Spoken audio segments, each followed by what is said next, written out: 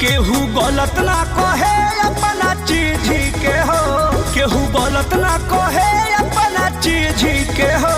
बोलो का भाव बात हरा लीची के हो, बोलो का भाव।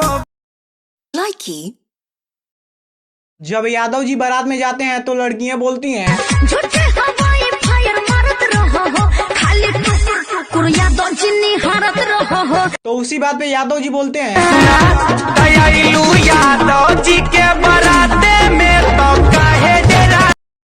लाइकी दादा लॉकडाउन खुली अब कब जी, अरे कब जी, अरे कब जी। अरे कबो ना जी हमर मौगी खेलत बिया पबजी, हम तो दुनू बेरा काटानी सब्जी।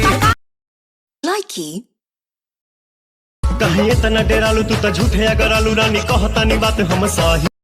लाइकी